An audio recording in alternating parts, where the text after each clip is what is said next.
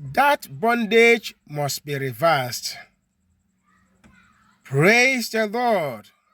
Beloved, I welcome you to this powerful moment in God's presence.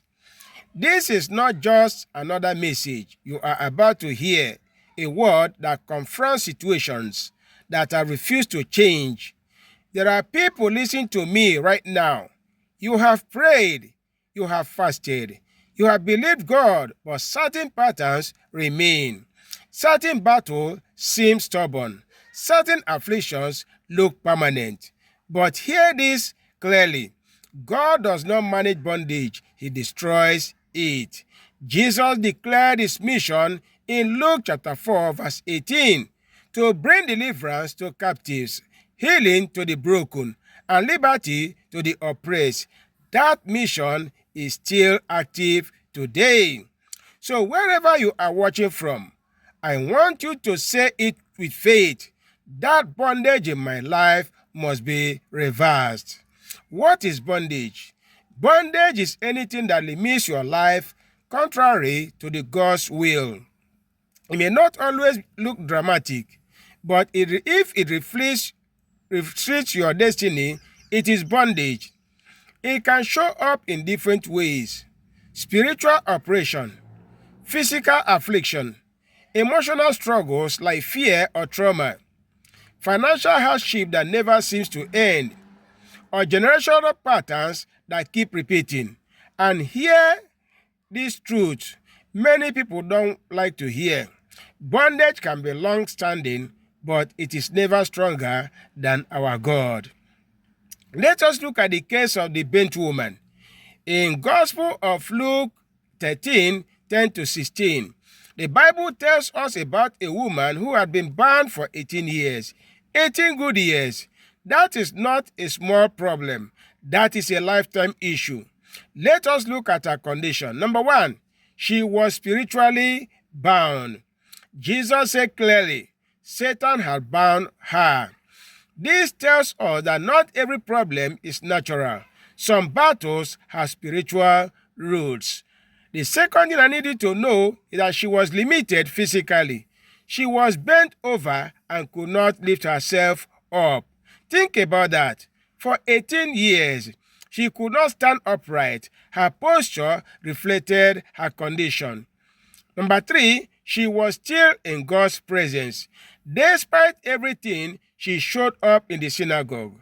That is important. She refused to let her condition disconnect her from God. And that decision became her turning point. How then do God reverse this bondage? Number one, through divine encounter. On that day, Jesus showed up.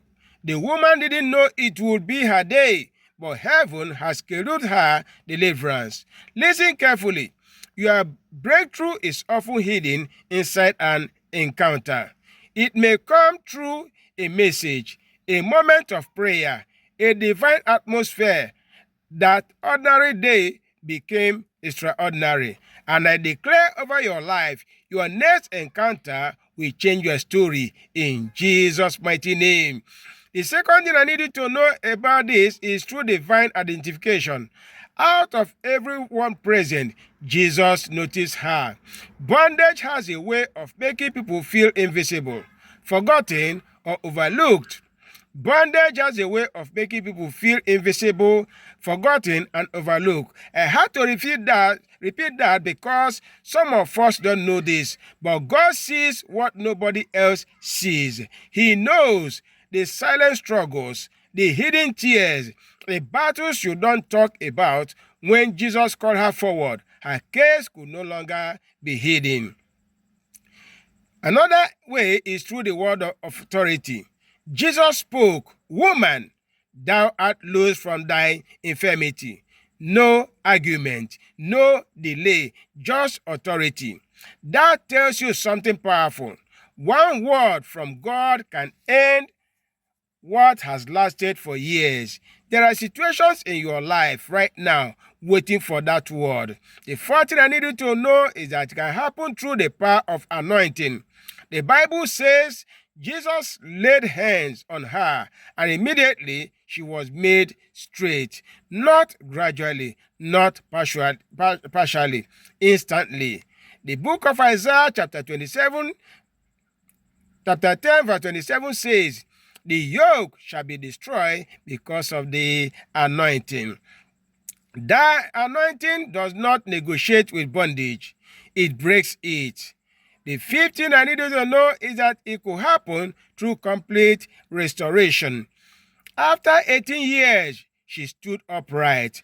God didn't just reduce her pain, He restored her completely. That means her dignity came back, her confidence returned, her worship was restored. God is not in the business of half solutions. But I need you to know this. There are reasons why some bondages persist. Number one is ignorance. If you don't know what Christ has done for you, you may live below your reality. Number two is wrong associations. Some environments and relationships reinforce limitations. So you have to consider, who do you associate with? Number three is disobedience. Certain doors remain open when compromise continues. You need to close the door of disobedience so that the door of blessings will be opened unto you. The fourth thing is inconsistency in God's presence. Let's look at the woman. She kept showing up despite her condition. Many people want results without consistency, and that really works. Now listen carefully.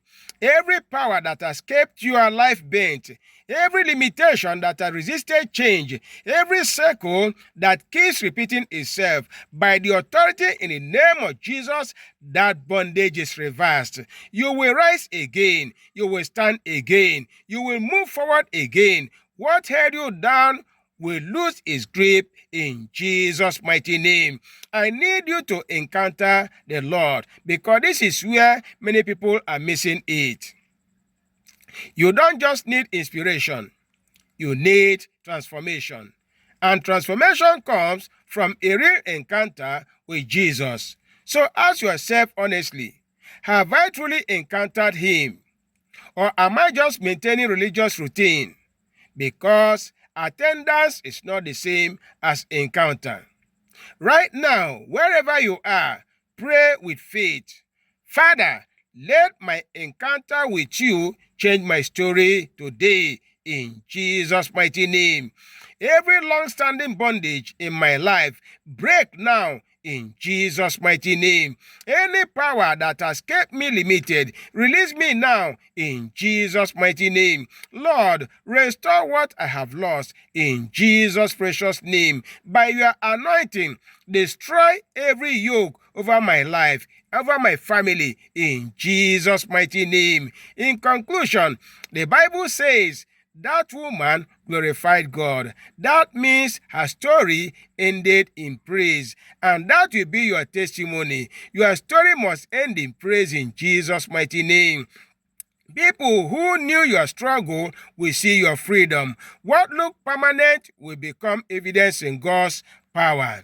If you are hearing this message, it is not by accident. It is your moment. Jesus is still setting captives free.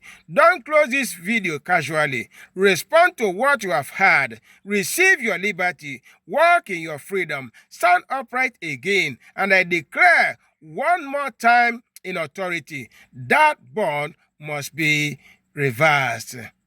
If you have enjoyed this, share this video, like it, and subscribe to Samuel Ubaja Ministries for more soul-lifting messages.